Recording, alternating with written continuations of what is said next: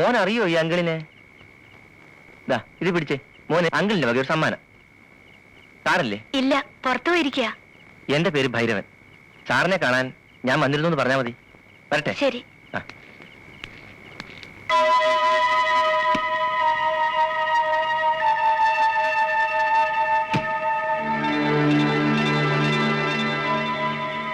സാറിങ്ങനെ tension അടിക്കേണ്ട കാര്യമൊന്നുമില്ല. ഒന്ന് ഭീഷണിപ്പെടുത്തുന്നത് ചെയ്യാമായിരുന്നില്ലേ? നമ്മൾ പൂഴ്ത്തിവെച്ച തെളിവുകളൊക്കെ അയാൾ സംഘടിപ്പിച്ചെന്നാണ് ഞാൻ അറിഞ്ഞത്. അങ്ങനെ വല്ലതും ആണെങ്കിൽ നമ്മൾ എത്ര ശക്തമായി വാദിച്ചാലും അതുകൊണ്ട് പ്രയോജനം ഉണ്ടാകാൻ പോകുന്നില്ല. താനൊക്കെ പിന്നെ എന്തിനാണ് വക്കീലെന്ന് പറഞ്ഞ് നടക്കുന്നത്? വാദിഭാഗം വക്കീലിനെ സ്വാധീനിച്ച് കാര്യം സാധിക്കുകയാണെങ്കിൽ പിന്നെ എനിക്ക് തന്റെ ആവശ്യം എന്തിനാ? ഭൈരവൻ അയാളെ അറിയാൻ വയ്യാത്തോണ്ടാ. വാദം തുടങ്ങിക്കഴിഞ്ഞാൽ അയാളൊരു സിംഹമാ. നിങ്ങൾ പ്രതിയും വക്കീലും കൂടി ഇങ്ങനെ വഴക്കടിക്കാതെ സംഗതിക്ക് ഒരു പരിഹാരം കാണുക. എന്റെ ജോലി തെറിക്കുന്ന പ്രശ്നമാണ്. ആരുടെയും ജോലി തെറിക്കാനൊന്നും പോകുന്നില്ല. അയാളുടെ മോന് ഞാൻ കൊടുത്ത പ്രസന്റേഷൻ തുറന്നു നോക്കുമ്പോ അഡ്വക്കേറ്റ് നന്ദകുമാറിന്റെ മനസ്സ് താനെ മാറും.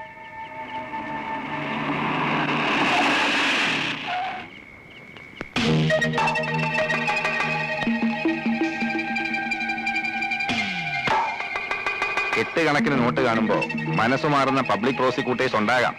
പക്ഷേ നന്ദകുമാറിന്റെ മനസ്സ് മാറുമെന്ന് ഭൈരവ മുതലാളി സ്വപ്നം കാണണ്ട. അന്വേഷണോദ്യോഗസ്ഥനും പ്രതിയും പ്രതിഭാഗം വക്കീലും ഒരുമിച്ചിരുന്നൊരു മദ്യപാൻ. കൊള്ളാം. ഹലോ, ഈ സൗഹൃദം കോടതിയിലും കാണിക്കണം കേട്ടോ? ഓക്കെ.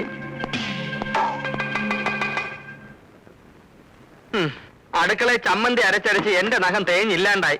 നീ നിന്റെ നഖത്തിൽ പെയിന്റ് ഒടിച്ചോണ്ട് ഇവിടെ ഇരുന്നോ? എന്റെ ഒരു തലയിലെഴുത്ത്. എന്റെ നന്ദന്റെയും കല്യാണങ്ങൾ തമ്മിൽ 3 ദിവസത്തെ ഗ്യാപ്പേ ഉള്ളൂ. അവന്റെ കുഞ്ഞിന് 6 മാസമായി. ഇനി 6 മാസം കഴിയുമ്പോ ആ കൊച്ചിന് 1 വയസ്സാവും. അതൊരു വലിയ കാര്യമൊന്നുമല്ല. അമ്മേ എന്നുള്ള വിളി കേൾക്കാൻ നിനക്ക് ആഗ്രഹമില്ലെങ്കിൽ അച്ഛാ എന്നുള്ള വിളി കേൾക്കാൻ എനിക്ക് ആഗ്രഹമുണ്ടടി. അമ്മേ എന്നൊരു വിളി കേൾക്കാൻ എനിക്ക് ഒട്ടും ആഗ്രഹമില്ല. എന്റെ കൊച്ചനെ മമ്മി എന്ന് വിളിച്ചാ മതി. മമ്മിന്നോ മങ്കിന്നോ നിനക്ക് ഇഷ്ടമുള്ള പോലെ വിളിപ്പീര്. പക്ഷെ ആര് വിളിക്കൂടി? എന്തോ ഇത്ര ധൃതി? മാരീഡ് ലൈഫ് ശരിക്കും എൻജോയ് ചെയ്തിട്ട് മതി ഒരു കുട്ടിയൊക്കെ. അയ്യോ, ഈ മൊട്ടത്തലയും കൊണ്ട് എൻജോയ് ചെയ്തേച്ചാലും മതി. ഞാൻ മുടി മുറിച്ചതിനെ ചൊല്ലി മേലാൽ എന്നെ കുറ്റപ്പെടുത്തരുതെന്ന് ഉണ്ണിയേട്ടനോട് പല അയ്യോ, ഞാൻ നിർത്തി. നിന്റെ നഷ്ടപ്പെട്ട മുടിയെ പറ്റി ചിന്തിച്ച് ടെൻഷൻ അടിച്ച് എന്റെ മുടി കൊഴിയാൻ തുടങ്ങി. അല്ലേ, ഞാൻ ഒരു കാര്യം ചോദിക്കാൻ മറന്നു. പിന്നെ കൂടെ പറപ്പാണല്ലോ. നീ ഇന്ന് ജോലിക്ക് പോകുന്നില്ലേ? നഖത്തിന് വൈറ്റ് വാഷൻ ചെയ്തോണ്ട് വിട്ടിരുന്നാ മതിയോ? അയ്യോ, അത് ഞാൻ പറഞ്ഞില്ലേ. ഇന്നാ ഞാൻ റിലീവ് ചെയ്തു. റിലീവ് ചെയ്തോ? എംപ്ലോയ്മെന്റ് എക്സ്ചേഞ്ച് വഴി ലീവ് വേക്കൻസി ആയിരുന്നല്ലോ എനിക്ക് പോസ്റ്റിംഗ്. ലീവ് വേക്കൻസിയോ? ലീവ് എടുത്താൽ ഇന്നലെ വന്ന് ജോയിൻ ചെയ്യും. വേറെ ആള് വന്ന് ജോയിൻ ചെയ്തെന്നോ? നീ എന്തുവാടി പറയുന്നേ? ഇതെന്താ പുതിയൊരു കാര്യം കേൾക്കുന്ന മാതിരി? ആലോചനയും കൊണ്ട് വന്ന ബ്രോക്കർ പറഞ്ഞില്ലേ താൽക്കാലിക നിയമനമാണെന്ന്? ഇല്ല, പറഞ്ഞു കാണും. ഉണ്ണിയേട്ടൻ മറന്നതാ. മറന്നല്ല. എന്റെ ദൈവമേ, മുടിയും പോയി, ജോലിയും പോയി. പിന്നെ കുട്ടിയുടെ കാര്യം പറഞ്ഞല്ലോ. എനിക്ക് പ്രസവിക്കാനേ മനസ്സില്ല. അയ്യോ, ഇപ്പൊ കുട്ടിയും പോയി. പ്രസവിക്കാത്ത മൊട്ടച്ചി നിന്നെ ഡൈവേഴ്സ് ചെയ്തിരിക്കുന്നു. ഡൈവേഴ്സ് ചെയ്യാൻ ഞാനും കൂടെ ചിന്തിക്കണം. എനിക്കാണെങ്കിൽ അങ്ങനെ ഒരു ഉദ്ദേശമേ ഇല്ല. അയ്യോ, ഇപ്പൊ എന്റെ ജീവിതവും പോയി. എന്തെങ്കിലും മിണ്ടി പോയിട്ടുണ്ടെങ്കിൽ കുണ്ട എടുത്ത് വാക്കാത്ത് വെച്ചോളൂ. എന്റെ ഫ്ലൂട്ടും പോയി.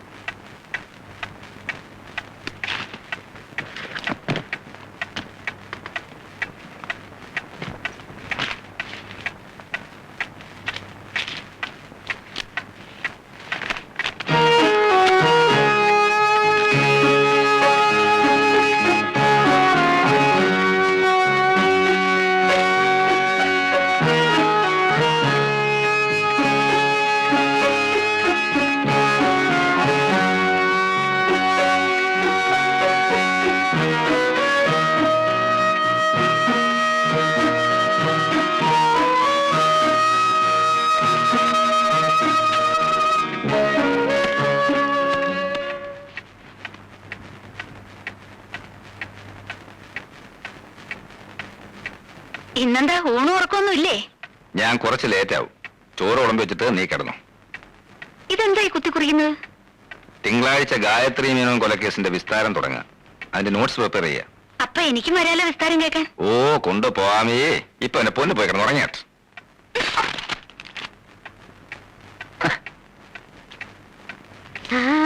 ഇത് കണ്ട കൊണ്ടുവന്നല്ല. മോൻ ഉറക്കം വരുന്നുണ്ട്. അവന് പാല് കൊടുത്തിട്ട് കിടത്തി ഉറക്കം. കൊച്ചുവക്കിൽ ഏത് നേരം ഉറക്കേ ഉള്ളൂ. കുംഭകർണൻ ഉറങ്ങേണ്ട പ്രായമല്ലേ ഇത്? ഉറക്കത്തിലാ കുഞ്ഞുങ്ങൾ വളരുന്നത്. കൊണ്ട് കിടത്ത. നമുക്കേ പാല് കുടിച്ചേച്ച് ഉറങ്ങാം.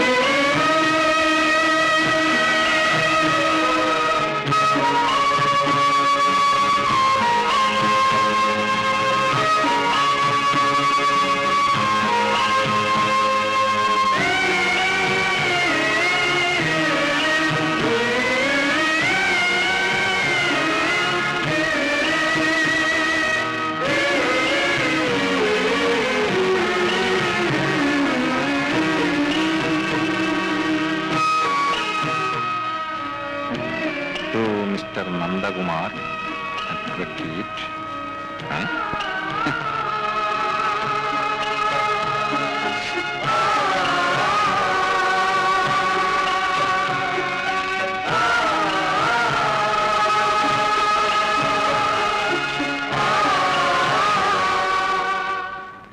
അഡ്വക്കേറ്റ് നന്ദകുമാർ അറിയുന്നതിന് നിങ്ങൾ വിവാഹം ചെയ്യാൻ ഉദ്ദേശിച്ച ആതിരയാണ് ഈ കത്തെഴുതുന്നത്.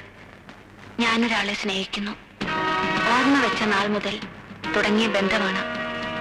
മനസ്സുകൊണ്ടും ശരീരം കൊണ്ടും ഒന്നായി കഴിഞ്ഞവരാണ് ഞങ്ങൾ. ഞങ്ങളുടെ ബന്ധത്തിന് രണ്ടു കൂട്ടരുടെയും വീട്ടുകാർക്ക് എതിർപ്പാണ്. പക്ഷേ എനിക്ക് അദ്ദേഹത്തെ ഒരിക്കലും മറക്കാൻ വയ്യ.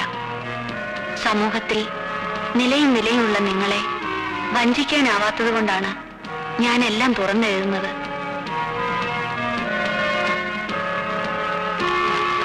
ഇനി ഒരു തീരുമാനം എടുക്കേണ്ടത് നിങ്ങളാണ്. ഈ ആലോചനയിൽ നിന്ന് നിങ്ങൾ പിന്മാറുകയാണെങ്കിൽ അത് ഞാൻ എഴുതിയ ഈ കത്തിന്റെ പേരിലാണെന്ന് ദയവായി എന്റെ അച്ഛനെ അറിയിക്കരുത്. നിങ്ങൾക്ക് നന്മകൾ നേർന്നുകൊണ്ട് ആതിര.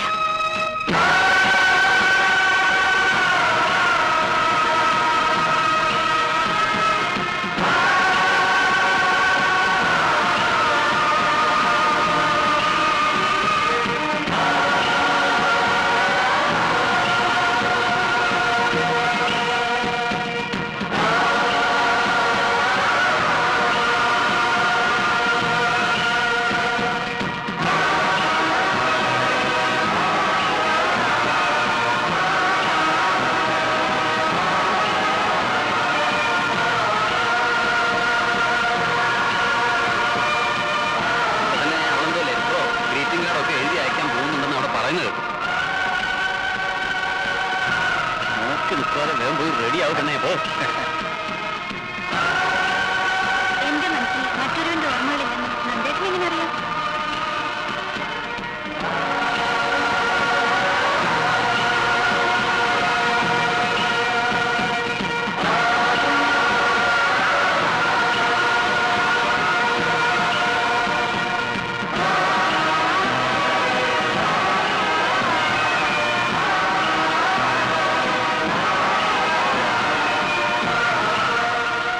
നന്ദേട്ടനെ ഞാൻ എത്ര വിളിച്ചു?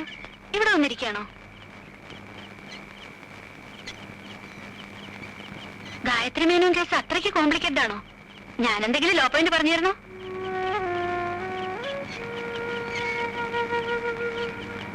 എന്ത് പറ്റി നന്ദേട്ടാ? ഒന്നുമില്ല. വല്ലാത്ത ടെൻഷൻ ഉള്ളതുപോലെ. ആലോചിച്ച മതി, വന്ന് കിടക്ക്. നീ കിടന്നോ, എനിക്ക് ഉറക്കം വരുന്നില്ല. എന്ന് ആലോചിച്ചോളൂ, ഞാനൊരു ശല്യമാവുന്നില്ല.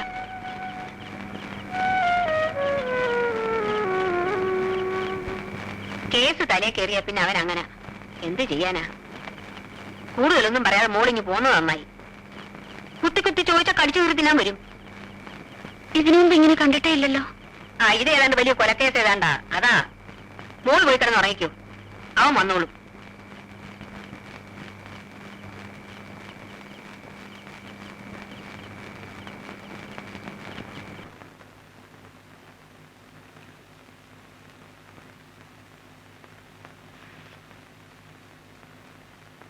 നന്ദേട്ടാ,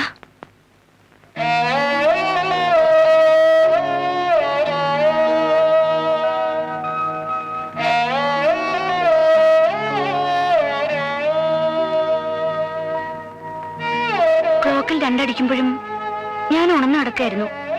നന്ദേട്ടൻ എന്താ ഇവിടെ അങ്ങ് കിടന്നിളഞ്ഞത്? എവിടെങ്കിലും കിടന്നാ പോരെ? ഇന്നലെ രാത്രിയിലത്തെ മൂഡ് മാറിയില്ലെന്ന് തോന്നുന്നു. ചായ കുടിക്കേ? അവിടെ വെച്ചേക്ക്. നന്ദേട്ടൻ എന്തു പറ്റി? എന്നോട് എന്തെങ്കിലും ദേഷ്യം ഉണ്ടെങ്കിൽ തുറന്നു പറയണം. ഈ അവഗണന എനിക്ക് സഹിക്കാൻ പറ്റില്ല.